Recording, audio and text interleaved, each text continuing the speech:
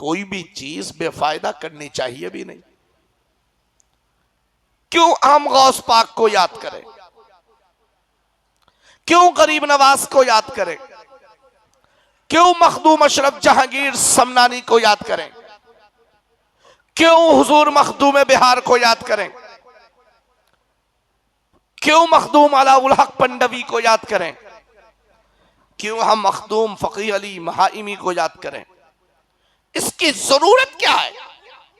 मैं कहता हूं इसके जवाब के लिए मैं आपके सामने न किसी पीर की बात रखूंगा, न किसी फकीर की बात रखूंगा, न किसी आलिम की बात रखूंगा, न किसी मुहक्किक मुजद्दिद की बात रखूंगा। मैं अल्लाह रब्बुल आलमीन के कलाम से एक आयत का इंतखाब करता हूं। आपको इसीलिए मैं कहता हूं कि मेरे गौसो ख्वाजा के दीवानों, तुम कुरान शरीफ से अपना रिश्ता मजबूत कर लो। जिस दिन तुम्हारा रिश्ता कुरान शरीफ से मजबूत हो जाएगा, किसी की माँ में इतनी हिम्मत नहीं, ऐसा बच्चा पैदा नहीं हुआ कि जो सुन्नियों को बहका सके। मेरे अजीजों, आप सुनो, कुरान कहता है वह कल्बुहुम बासितुन ज़िराइहे बिल वसीद, वह कल्बुहुम, और उनका कुत्ता अपनी कलाइयों को, अपने बाजुओं को गार की चौखट पर, गार के दरवाजे पर दराज किए हुए है। मैं आपसे पूछना चाहता हूं, कुरान शरीफ के इस 15वें पारा में सूरह कहफ के अंदर वह कल्बुहुम, और उनका कुत्ता, ये किसके कुत्ता का जिक्र है? क्या ये अमेरिका के कुत्ता का जिक्र है? क्या ये बरतानिया के कुत्ता का जिक्र है? क्या ये अरब के उन रईस जादों के कुत्ते का जिक्र है?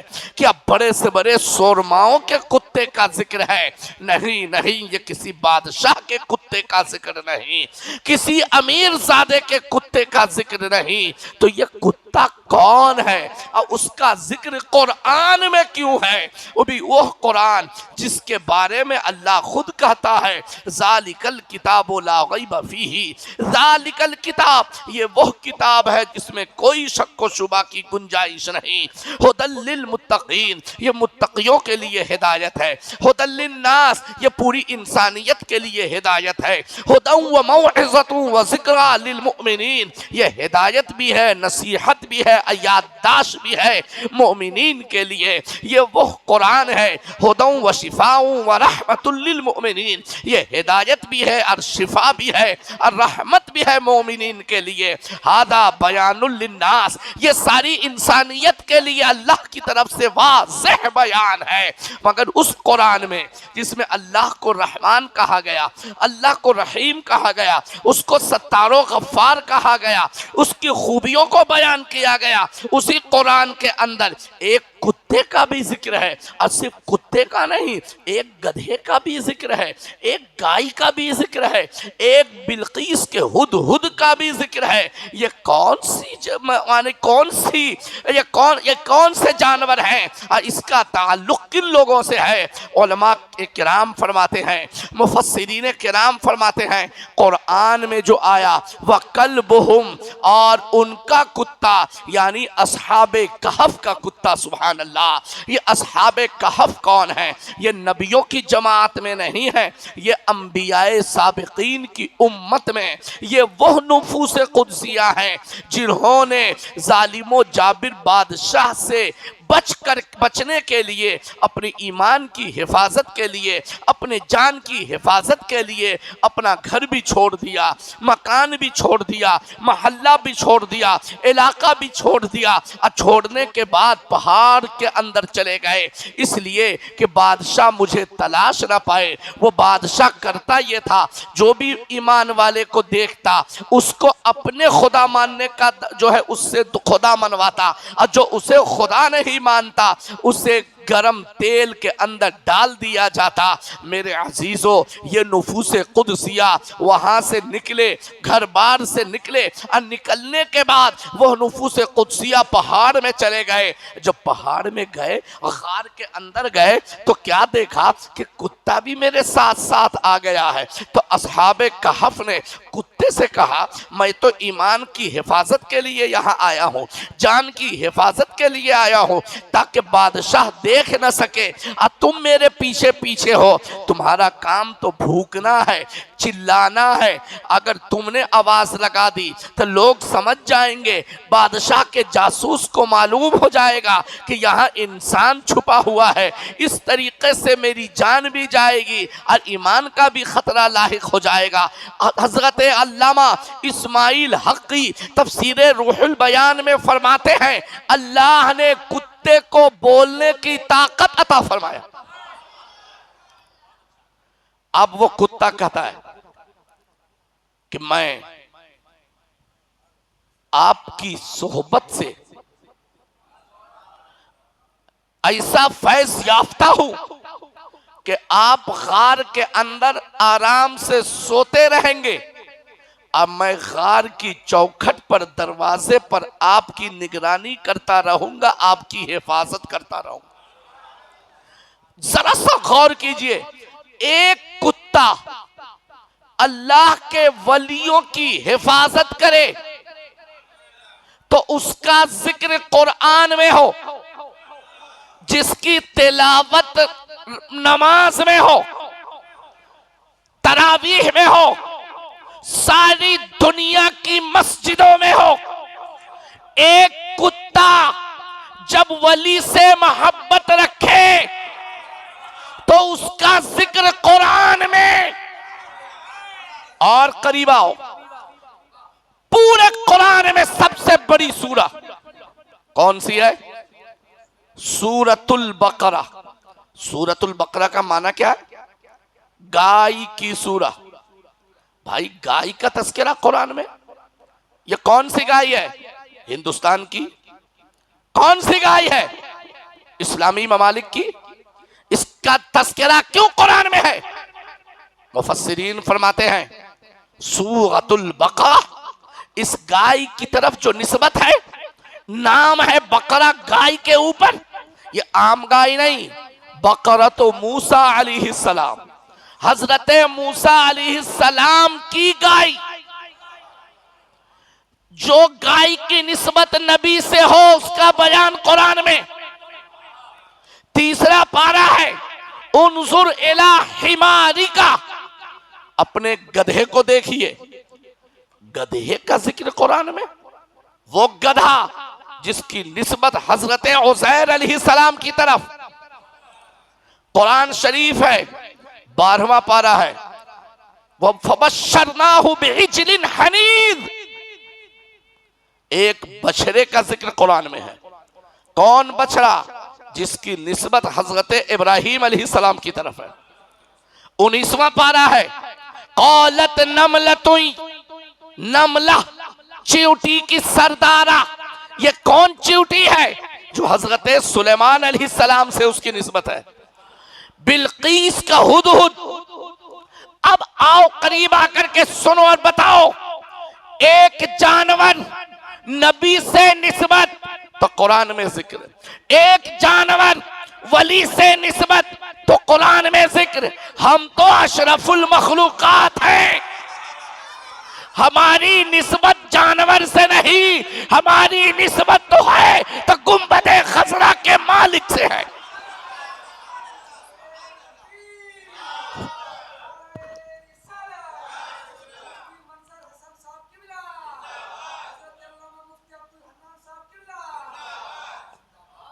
और करीब आओ, मैं इसीलिए कहता हूं नौजवानों, कुरान पढ़ो और उलमा की सोहबत में बैठकर कुरान समझने की कोशिश करो।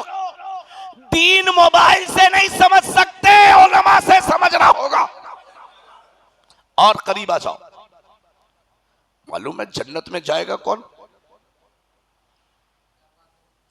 कौन जाएगा जन्नत में? बोलिए। कहेंगे इंसान। मैं कहता हूं हर इंसान जन्नत में जाएगा। तो मोदी जी के बारे में क्या हुक्म है? वो इंसान जो मोमिन हो, ईमान वाला हो। मगर सुनिए, सिर्फ मोमिन, सिर्फ इंसान जन्नत में नहीं जाएगा। जानवर भी जन्नत में, जोर से।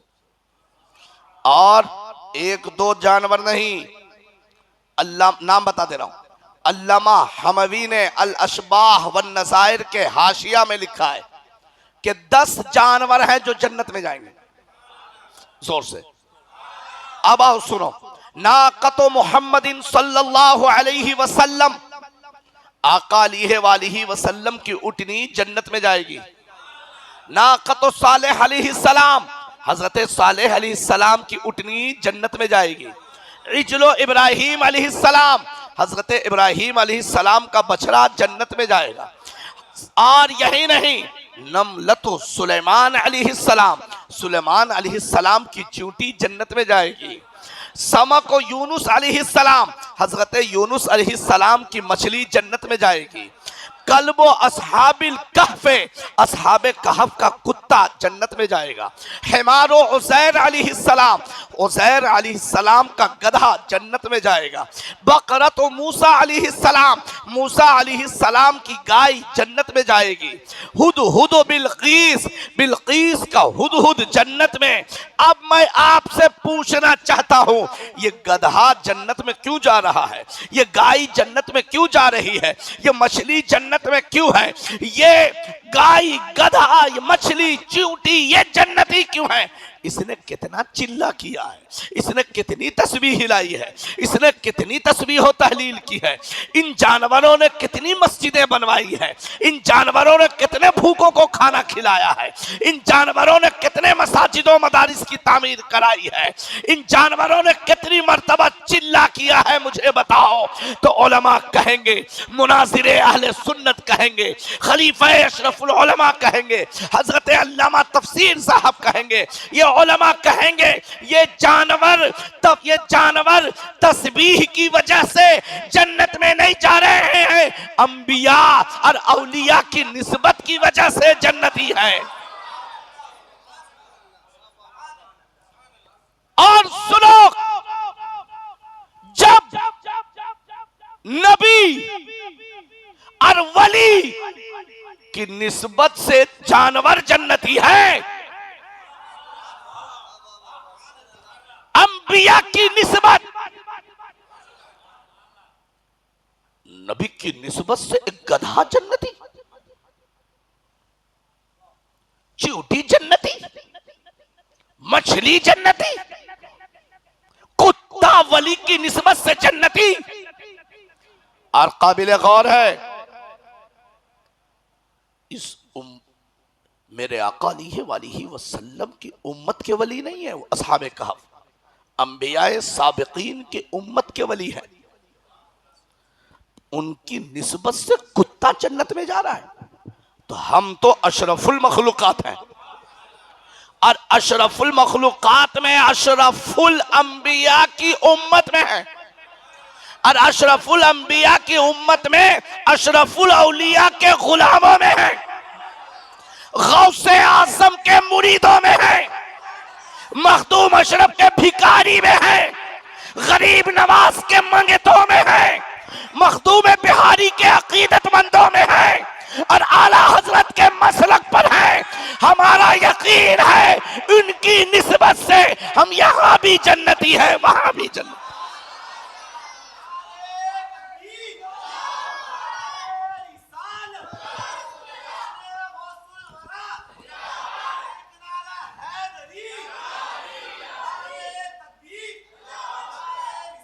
अब उनसे पूछो, कहें जश्न गौसे आज़म की क्या जरूरत? वलियों की निस्बत से फायदा होता है। कहो रे सुन, एक जानवर निस्बत रखे तो वो जहन्नम में नहीं, वो मिटाया नहीं जाए, बल्कि कुत्ता निस्बतें औलिया से जन्नत में। अब बलाम बाऊरा गुस्ताखी की वजह से जहन्नम में। पता चला नबी की गुस्ताखी इंसान को जहन्नम में ले जाती है, नबी की वफादारी जानवर को जन्नत में ले जाती है। इसीलिए तो हम कहते हैं हम इश्क के बंदे हैं, क्यों बात बढ़ाई है।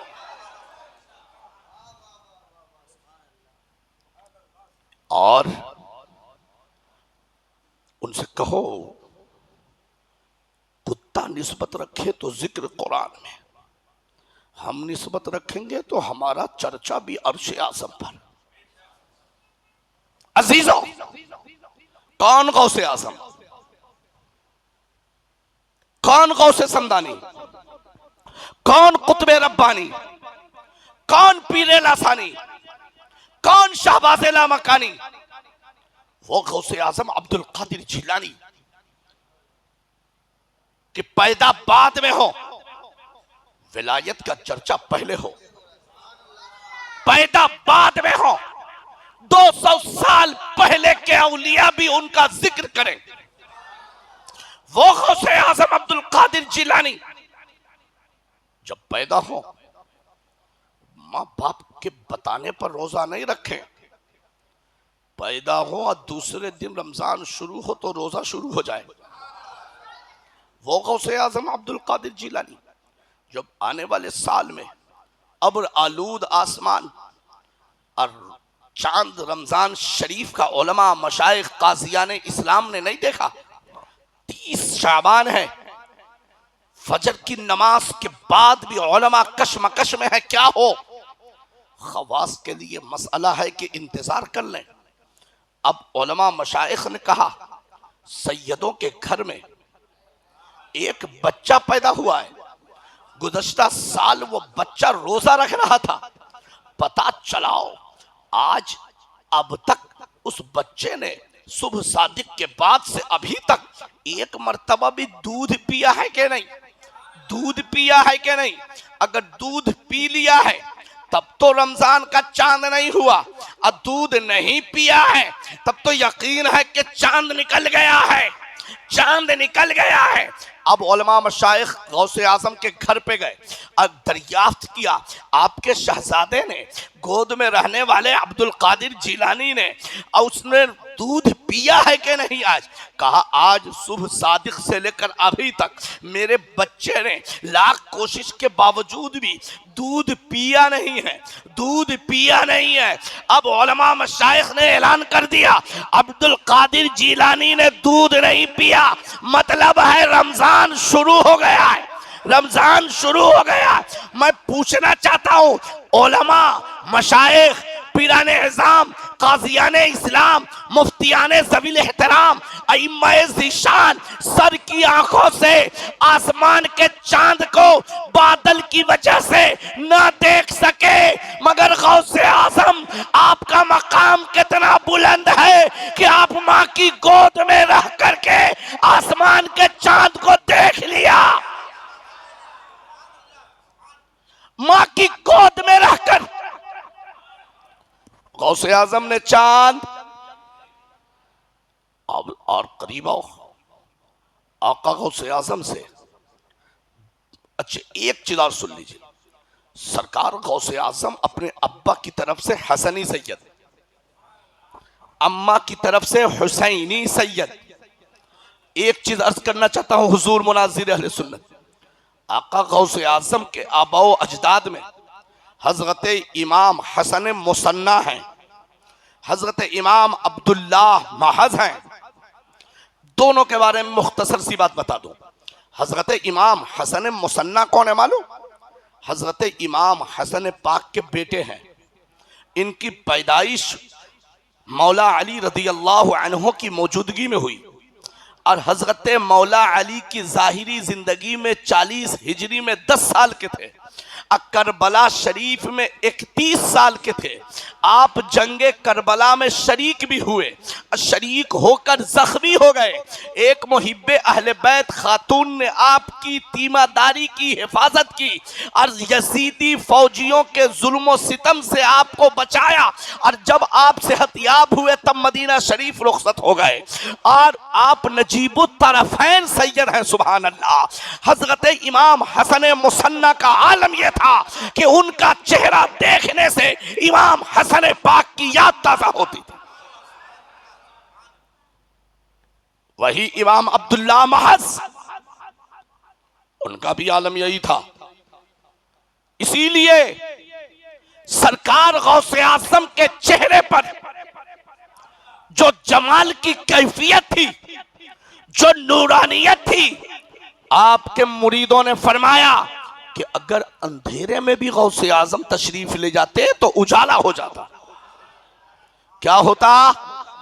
यह गौसे आजम के चेहरे के नूर की कैफियत थी। और करीब आओ, वही गौसे आजम पीराने पीर रोशन जमीर, आपसे मुरीदों ने पूछा, हुजूर आपको खबर कैसे हुई, इल्म यकीनी कब हासिल हुआ कि आप अल्लाह के वली हैं? देखिए गौसे आजम से पूछ रहे हैं मुरीद। अगर गौसे आजम चाहते तो ये भी कह सकते थे कि पैदा होने के बाद ही मैंने रोज़ा रखना शुरू कर दिया, ये मेरी विलायत की दलील है। गौसे आजम ये भी कह सकते थे दूसरे साल जब मैं छोटा था, माँ की गोद में था, उलमा मशाइख काज़ियान इस्लाम ने रमज़ान शरीफ का चांद नहीं देखा, अब मैंने रोज़ा रखना शुरू कर दिया। मेरे रोज़ा रखने को देख करके, दूध न पीने को देख करके उलमा मशाइख ने इत्तेफाकी तौर पर फैसला कर लिया कि चांद निकल चुका है, ये मेरी विलायत की दलील है। गौसे आजम ये कह सकते थे कि आलम यह है कि मेरी वालदा मोहतरमा मेरी पैदाइश से पहले ही, जब पैदाइश से पहले ही मेरी पैदाइश का तस्करा मेरे माँ बाप सुना करते थे, मेरी विलायत के चर्चे हुआ करते थे। मगर नहीं नहीं, गौसे आजम इरशाद फरमाते हैं, जब मैं छोटा था, छोटी सी उम्र में जब मैं मदरसा जाता था तो मदरसा जाने के वक्त जो है मेरे दाएं बाएं हिफाजत के लिए फरिश्ते होते थे, सुभान अल्लाह। और जब मैं मदरसा पहुंचता तो फरिश्ते ये आवाज लगाते, इफ्सहू ले वलीयिल्लाह, अल्लाह के वली के लिए जमीन को कुशादा कर दो, सुभान अल्लाह। तो मुझको इल्म यकीनी हासिल हुआ कि मैं अल्लाह का वली हूं। गौसे आजम क्या करें? मदरसा जाने के वक्त मुझे मालूम हुआ जब फरिश्ते ने कहा, वो गौसे आजम 4 साल 4 महीना 4 दिन की उम्र में पहले ही दिन 18 पारा सुना दें, फिर भी गौसे आजम कहां जा रहे हैं? मदरसा। कहां जा रहे हैं? गौर से सुन के बताओ, कहां जा रहे हैं? आज हमारी ये अवाम अत्तहियात याद नहीं, मदरसा नहीं जाएंगे, दुआए कुनूत याद नहीं, मदरसा नहीं जाना है, तस्बीह याद नहीं, मदरसा नहीं जाना है, सना याद नहीं, मदरसा नहीं जाना है, आयतल कुर्सी याद नहीं, मदरसा नहीं जाना है, गुस्ल के फराइज तरीका याद नहीं, मदरसा नहीं जाना है, इन्हें वजू के तरीके नहीं मालूम, मदरसा नहीं जाना है। मैं पूछना चाहता हूं, पीराने पीर पैदा हो तो पैदाइशी वली, पैदा हो तो रोजा रखें। गौसे आजम पैदा हो और जब पहली मर्तबा 4 साल की उम्र में मदरसा जाएं तो 18 पारा सुना दें। जब उस्ताद पूछे तो ये नहीं बताएं कि बाद में याद किया, कहें माँ के पेट में था, अम्मा पढ़ती थी तो मैं कुरान शरीफ सुन के याद कर लेता था। मैं पूछना चाहता हूं, अब वही गौसे आजम है, गौर से सुन लीजिए। आपसे पूछा जाता है, हुजूर जरा सा ये बताइए, आप इतने बड़े अल्लाह के वली कैसे बन गए? क्या पूछा जा रहा है? इतने बड़े अल्लाह के वली कैसे बन गए? गौसे आजम क्या कहते कि 40 साल तक ऐशा की वजू से फजर पढ़ा तो अल्लाह का वली बना? ये नहीं कहा। कोई माँ का लाल मुझे आसिफ भाई को बता देना या इमाम साहब को कि मुफ्ती साहब आपके सवाल का जवाब तलाश लिया हो। कोई नहीं बता सकता गौसे आजम ने ये कहा हो कि 40 साल ऐशा के वजू से फजर पढ़ा हो तब गौसे आजम बनाओ, नहीं। वो गौसे आजम 40 साल ऐशा के वजू से फजर पढ़ रहे हैं। वो गौसे आजम 15 साल तक हर दिन एक खत्म कलामुल्लाह शरीफ रात को पढ़ते जोर से। वो गौसे आजम 1000 रकात नमाज नवाफिल पढ़ते जोर से। मगर ये नहीं कहा 1000 रकात नमाज पढ़ता हूं नफिल इसलिए अल्लाह का वली हो, नहीं। वो गौसे आजम 1 साल सिर्फ सब्जा खाया, पानी नहीं पिया, मगर ये नहीं कहा ऐसी मेहनतो मशक्कत और रियाजत किया हूं तब अल्लाह का वली बनाओ, नहीं। वो गौसे आजम के 1 साल सिर्फ पानी पिया, एक टुकड़ा भी सब्जा का नहीं खाया, सिर्फ पानी, मगर ये नहीं कहा कि उसकी वजह से अल्लाह का वली बनाओ। 1 साल न खाया न पिया, रात में भी रोजा दिन में भी रोजा, 100 में विसाल मुसलसल रोजा, साइमुद्दहर हो गए, रात दिन रोजा, फिर भी ये नहीं कहा कि ऐसी इबादत की वजह से मैं अल्लाह का वली बनाऊं। वो गौसे आजम 25 साल जंगलों में, बयाबानों में, पहाड़ों में रह कर, घूम घूम कर, चक्कर लगा लगा कर इबादत रियाजत मुजाहिदा कर किया, तब भी ये नहीं कहा कि उसकी वजह से मैं अल्लाह का वली बनाऊं। गौसे आजम ने क्या कहा? कौन सी ऐसी चीज है जिसको गौसे आजम ने पेश किया है? आका गौसे आजम फरमाते हैं, खुद कसीदा ए गौसिया में है, दरस्तुल इल्म हत्ता सिरतु कुतुबन, मैं इल्म हासिल करता रहा, मदरसे में पढ़ता पढ़ाता रहा, इल्म हासिल करता रहा, अल्लाह ने मुझे गौसे आजम बना दिया। क्या गौसे आजम की शान है? मदरसा। और करीबा गौसे आजम कितनी जबान में तकरीर करते थे मालूम? आज मेरी आवाम सीधा कहती है मौलवी मौलाना ये लोग शरीयत वाले हैं। सही से शरीयत भी बोलने की सलाहियत नहीं, मगर मौलाना पर एतराज। अरे हम लोग 10 अंगूठी पहने हैं मरदूद, कहता हम तरीकत वाले हैं। कहते हैं ये मौलवी मौलाना है, इनको क्या मालूम? अरे सुन, गौसे आजम खुदा की कसम वो इल्म और मारिफत के आफताब व महताब का नाम अब्दुल कादिर जिलानी है। खुद इमाम गौसे आजम की शान ये है कि बहरू शरीयत बेयदिल युमना, शरीयत का दरिया दाहिने हाथ में है और तरीकत का दरिया बाएं हाथ में है। एक जब चाहा दाएं तरफ से चुल्लू भर लिया, जब चाहा बाएं तरफ से चुल्लू भर लिया। वो गौसे आजम की शान है। अल्लाह किसी जाहिल को वली नहीं बनाता, और जिसे विलायत देता है उसे जाहिल नहीं रखता। जोर से उलमा पे तनकीद करने वालों, हम तरीकत वाले हैं, 10 अंगूठी पहने हैं तरीकत वाला है, बाल कमर तक है वो तरीकत वाला है, नमाज से दूर है वो तरीकत वाला है, इबादत से दूर है वो तरीकत वाला है, तस्बीह तहलील का तरीका नहीं मालूम तहलील का वो तरीकत वाला है, तार जो है पाकी नपाकी का मसला नहीं जानता वो तरीकत वाला है, सही तरीके से इस्तिंजार करने का तरीका नहीं मालूम वो तरीकत वाला है। अरे सुन, जो बुखारी और मुस्लिम और कुरान और हदीस को सीने में रखे उससे बढ़कर शरीयत और तरीकत वाला कौन होगा?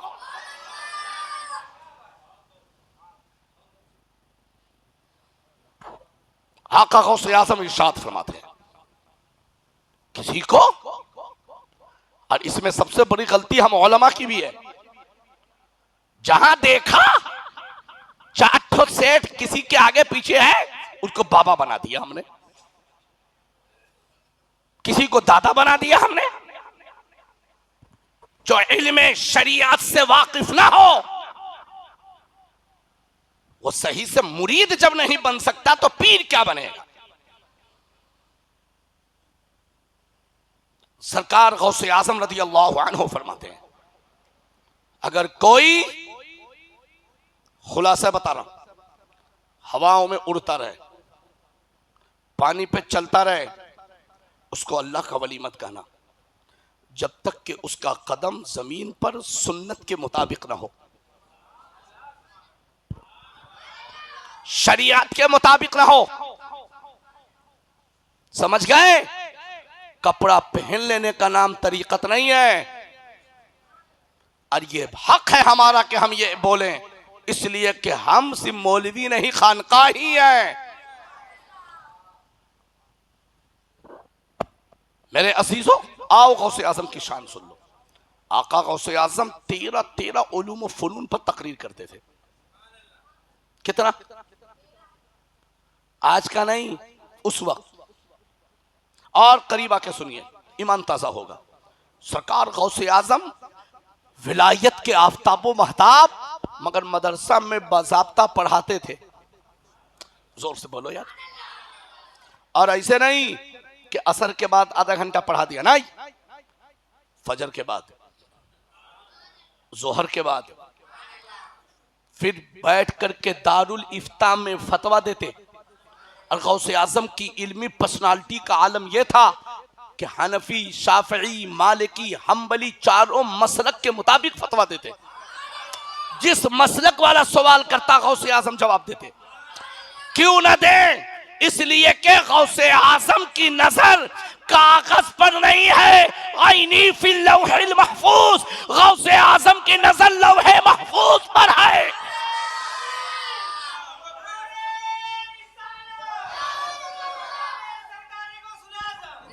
इसीलिए तो गौसे आजम इरशाद फरमाते, इन्न सुअदा वल अश्किया, नेक बदबख्त मेरी नजरों के सामने है।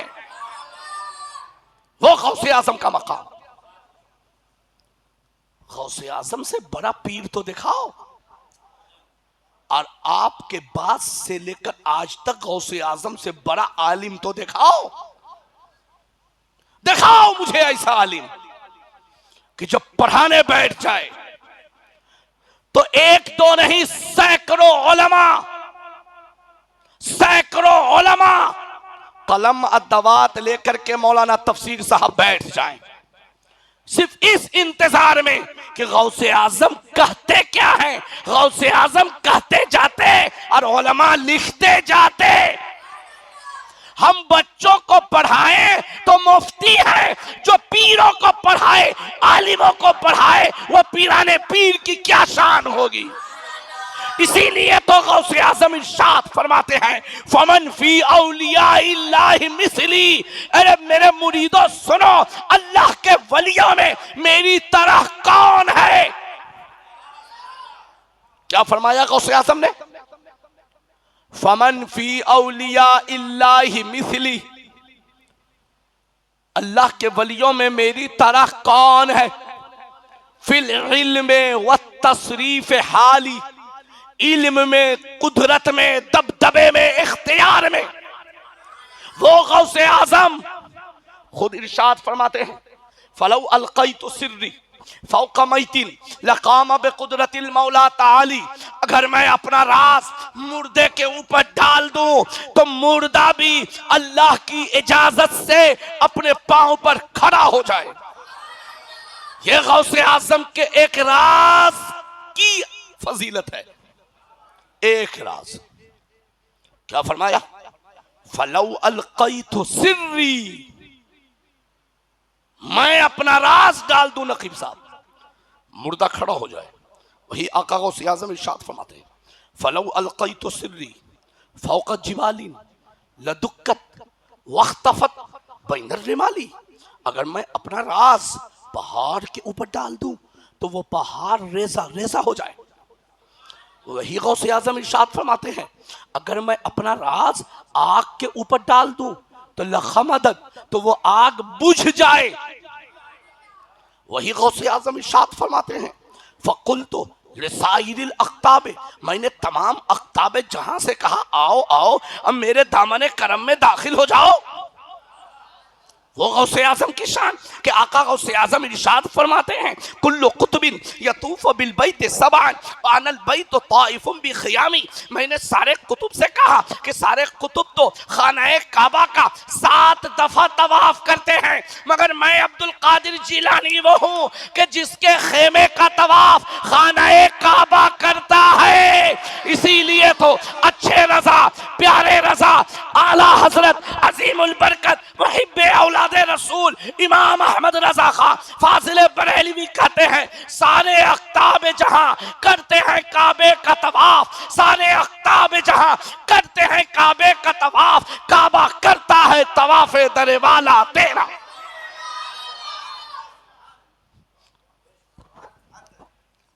एक चीज और समझ लो, सरकार गौसे आजम ने यह नहीं कहा कि मेरा तवाफ काबा करता है, यह नहीं कहा कि मेरे घर का तवाफ काबा करता है। फरमाते हैं व अनल बैत व अना, मैं वो हूं कि खाना काबा भी मेरे खेमे का तवाफ करता है।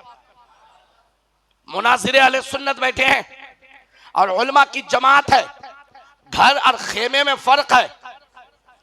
घर में आदमी रहता है हमेशा, खेमे में आरजी तौर पर रहता है।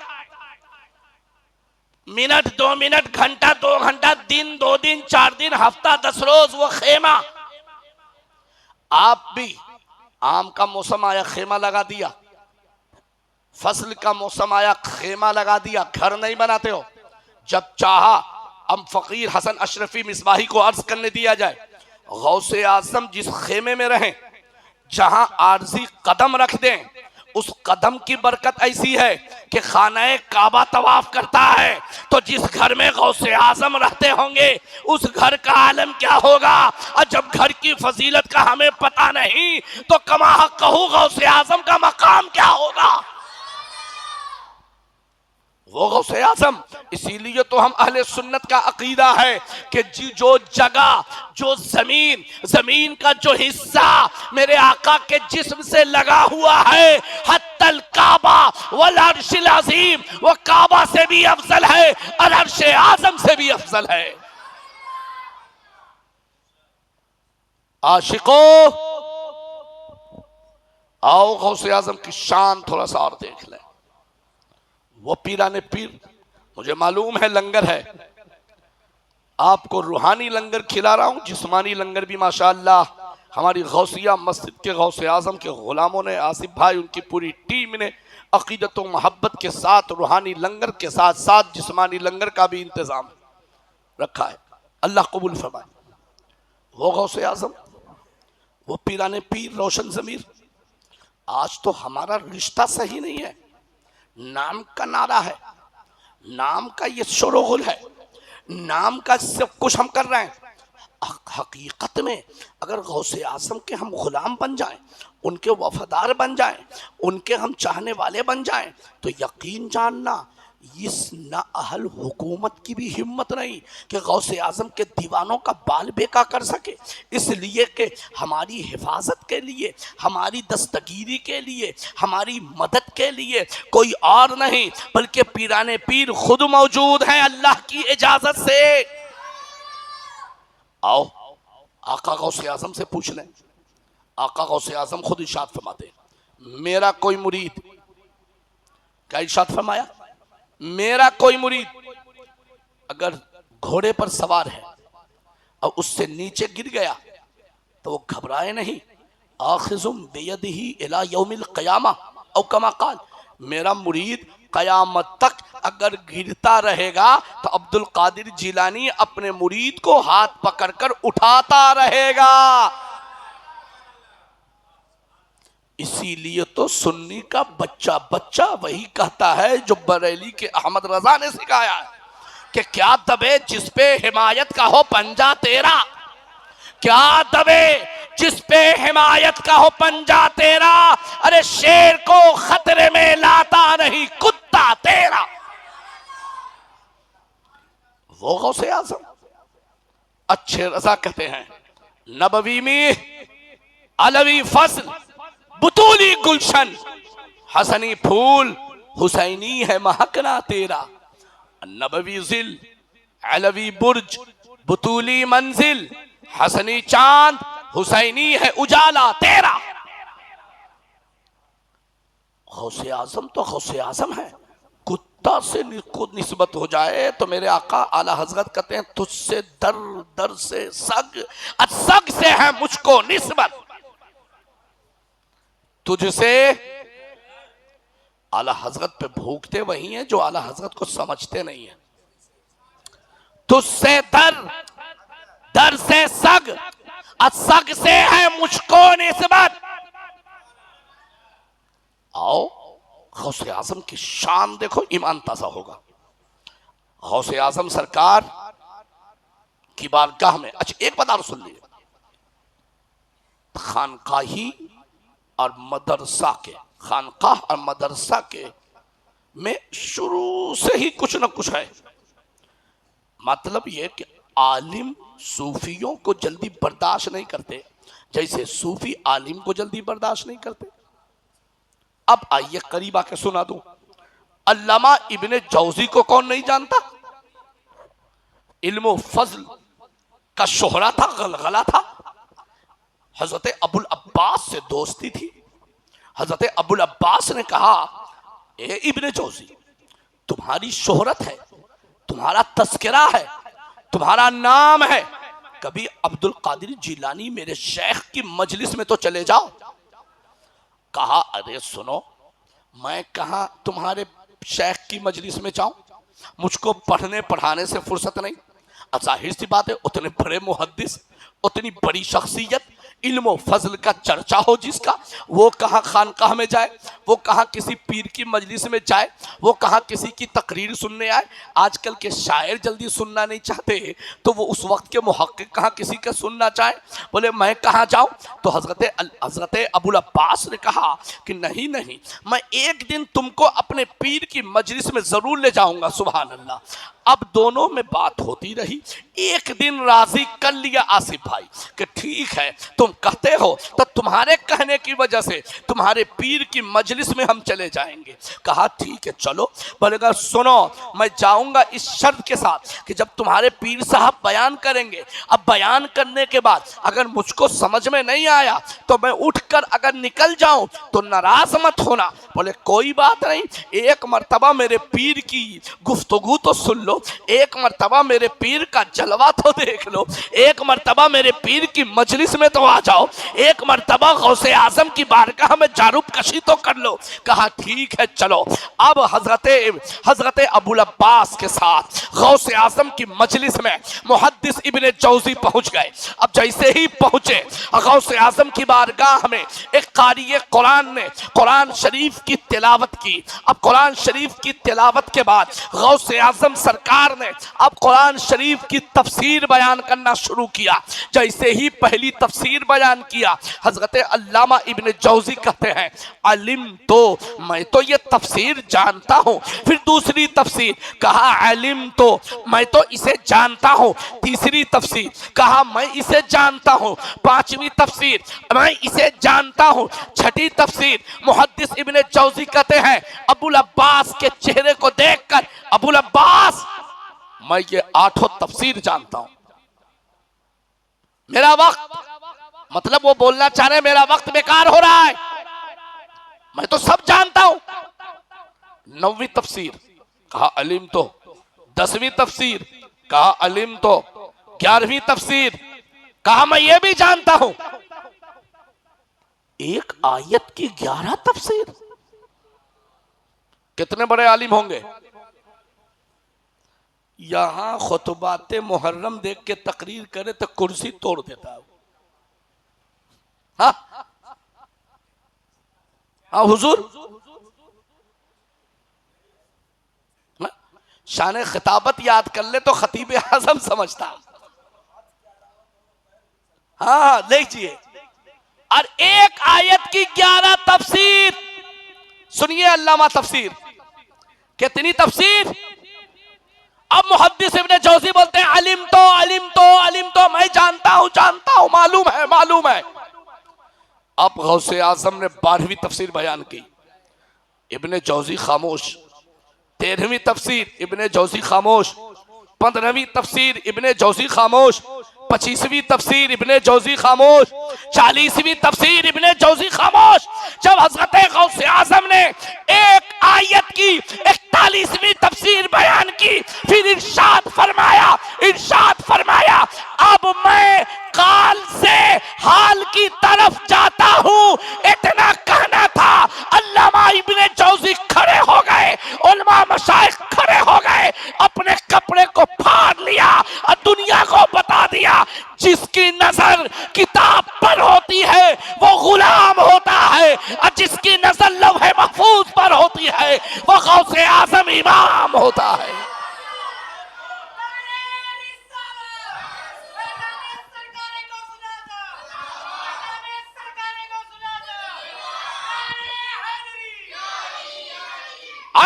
फिल लौहिल महफूज व अना गाइसन फी बहार इल्मिल्लाह। मेरी निगाह तो लौह महफूज का मुशाहिदा करती है और मैं अल्लाह के उलूम के दरिया में गोता जन हूं। वो अब्दुल कादिर जिलानी। एक बात आ गई है तो सुन लो। हुजूर मखदूम बिहारी की शान क्या है? आसिफ भाई बिलखुसूस तो ले निस्बत ऐसी है कि मखदूम बिहारी की नमाज जनाजा मेरे मखदूम समनानी ने पढ़ाई। इतना आहिस्ते। आज मुरीद अपने पीर को लिखता है, अल्लामा भी, फहामा भी, कहामा भी, पता नहीं क्या क्या है, पूरा कागज भर है। मुंह पर इतना पीर पीर पीर पीर करता है आदमी थक जाए सुन सुन के।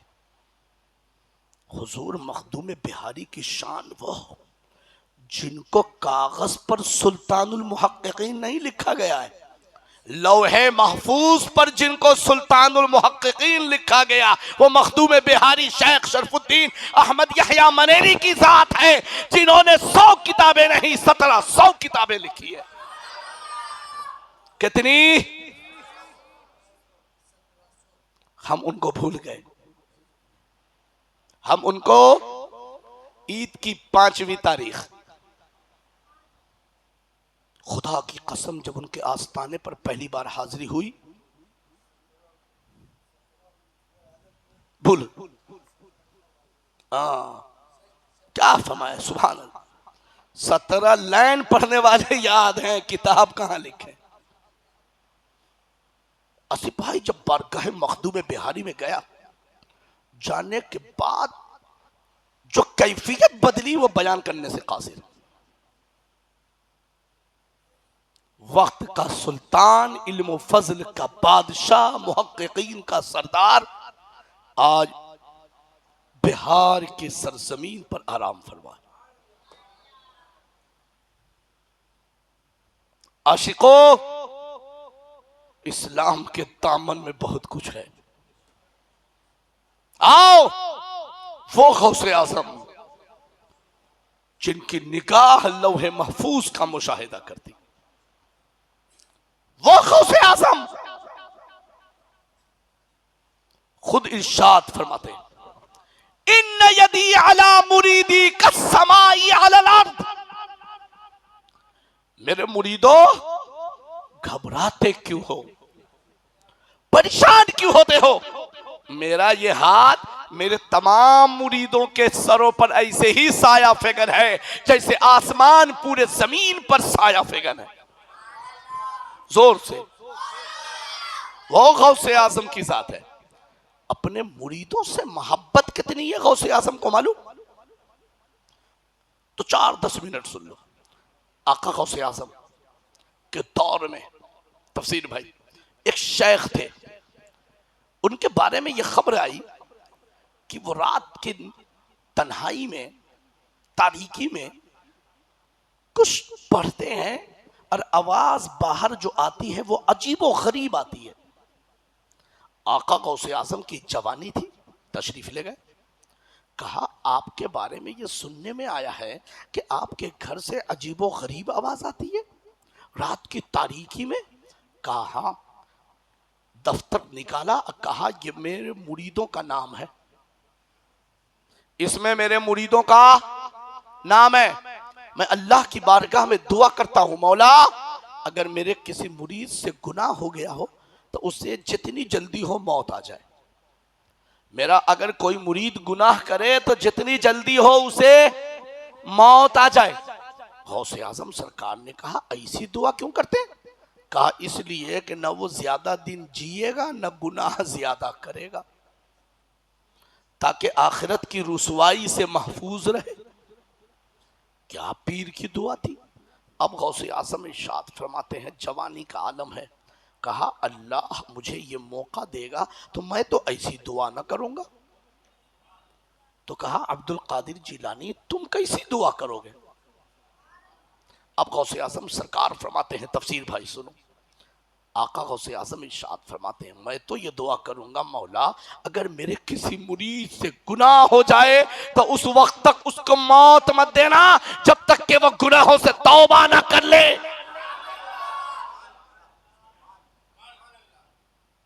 कैसे बादशाह के हम गुलाम हैं, कैसे सखी के हम गुलाम हैं, कैसे दाता के हम गुलाम हैं, कैसे मावाओ मलजा के हम गुलाम हैं। इसीलिए तो हसन अशरफ कहता है, ऐसे आकाओं का बंदा हूं रजा, बोल बाले मेरी सरकारों के।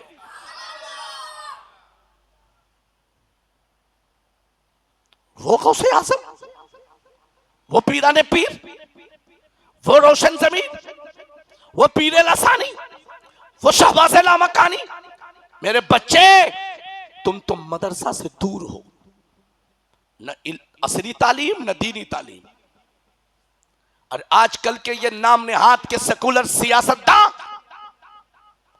जो अपने लीडर की बुराई पर नंगे हो जाएं और जिनको हम जिता करके लाएं, वो दीनो सुन्नियत का मसला है, शान रिसालत अलैहि वसल्लम का मसला है, तो इनके मुंह पर टेप लग जाए।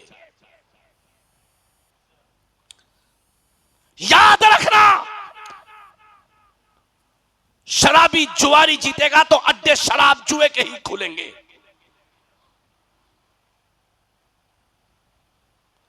हम मुसलमान के लिए ईमान, इस्लाम, दीन, मजहब, अकीदे से बढ़कर कुछ नहीं है। हम जब अपने बाप दादा को छोड़ सकते हैं तो यार ये दुनियादार की क्या हकीकत है। जिनको जिताओ, शान रिसालत का मसला हो, दीन का मसला हो, सुन्नियत का मसला हो, उन लीडरों के पास पहुंचो, कहो फूल तुमको इसलिए नहीं पहनाया है कि तुम एसी में रहो और हम सड़कों पे रहें, फूल इसलिए पहनाया है कि मेरे दीन और सुन्नियत के लिए तुम भी मेरे साथ मैदान में खड़े रहो।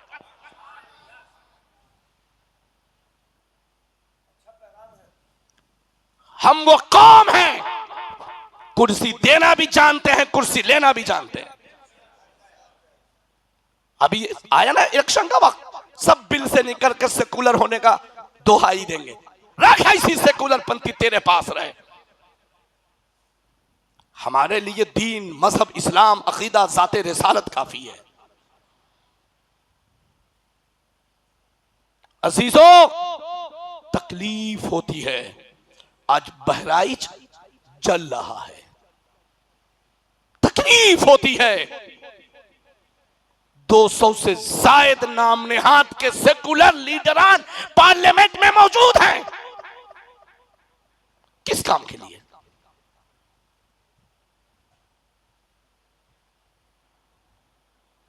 ये असीमानंद जैसा बदबख्त, रामगिरी जैसा बदबख्त, ये गुंबद खजरा के मकीन जिनके सदक़े में सारी कायनात है, उनकी जात पर बकवास करें। और ये नाम नेहात के लीडरान एसी में बैठ करके हमारी बातों को सुने बगैर कान में जो है तेल डाल करके आराम करें। रास्ता पर निकलना ये आपके लिए, हमारे लिए खतरे की बात है। सुन लीजिए, हमारी बात खराब लगे कोई टेंशन नहीं, उन लीडरों के घर पे जाइए।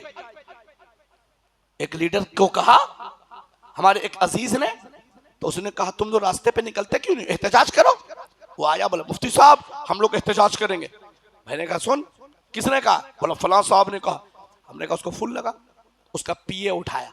मैं बोला मुफ्ती साहब बोल रहा हूं, हम लोग एहतजाज करेंगे। आपने कहा हाँ हाँ कीजिए। मैं बोला मगर एक शर्त है, एहतजाज हम करेंगे और नेताजी उसकी सदारत करेंगे।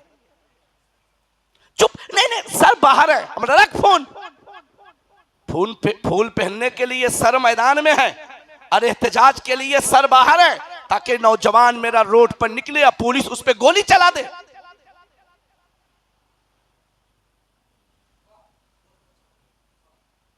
मैंने अभी 4 दिन पहले अखबार में दिया है कि कायदीन मिल्लत इलेक्शन से पहले इन नाम नेहात के सेकुलर ओहदेदारों से राब्ता करें और उनको कहें अगर तुम्हारी हुकूमत आई तो सबसे पहला बिल आका अलैहि वसल्लम के दुश्मनों के खिलाफ तुम लाओगे, वो गैर जमानती रहे ताकि दुश्मनों के मुंह पे ताला लग जाए।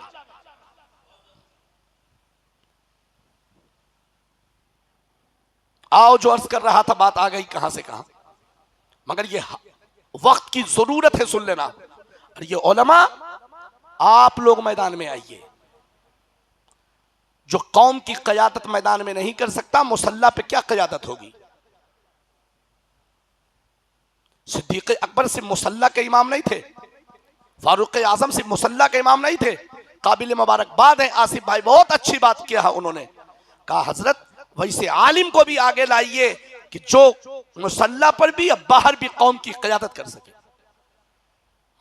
आइए मैं अर्ज कर दूं, वो गौसे आजम अब्दुल कादिर जिलानी इरशाद फरमाते, मेरे मुरीदों घबराते क्यों, परेशान क्यों होते हो।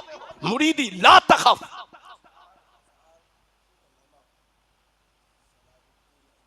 वो भी अर्ज कर देता हूं। आइए, जब बात आई है तो सुन लीजिए।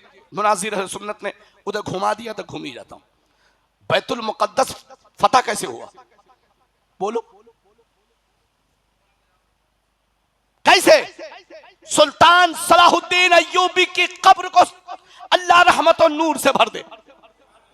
उनके लश्कर में जो मुजाहिदीन थे वो कौन थे, सिर्फ उलमा नहीं थे, दो किस्म के उलमा थे। एक वो जो गौसे आजम अब्दुल कादिर जिलानी के शागिर्दों में, और दूसरे वो जो इमाम गजाली के शागिर्दों में। आज भी जरूरत है कि सिर्फ तस्बीह न हिलाओ, दीन का पैगाम अलल ऐलान सुनाओ। मगर यह शर्त है कि तुम्हारे पैगाम से फितना ना हो, फसाद ना हो। अरे तुम हक बात बयान तो करो, बात हक हो, दायरे शरीयत में हो, फितना नहीं पैदा करता, उससे रहमत का नुज़ूल होता है। समझ गए। आखिरी बात सुन लो, आका गौसे आज़म इरशाद फरमाते हैं, मेरे मुरीदों घबराते क्यों हो, परेशान क्यों होते हो। लोग तुम्हें देख करके ताना तशनी करते, तुम पर चेमे गोइयां करते, तुम पर आवाजें कसते, तुम्हारी बुराई करते, तो सुनो सुनो घबराते क्यों हो। इल्लम यकुन मुरीदी जय्यदन फाना जय्यदुन, ए मेरे मुरीद तू घबराता क्यों है। अगर तू अच्छा नहीं है तो घबरा नहीं, तेरा पीर अब्दुल कादिर जिलानी तो बहुत अच्छा है। इसीलिए तो आला हजरत कहते हैं, बद सही चोर सही मुजरिमों नाकारा सही, ए वो कैसा ही सही है तो करीमा तेरा है रजा। यूं न बिलक तू नहीं जय्यद तो न हो, सैयदे जय्यदे हर दहर है मौला तेरा। अल्लाह रब्बुल इज्जत इस मजलिस को कबूल फरमाए।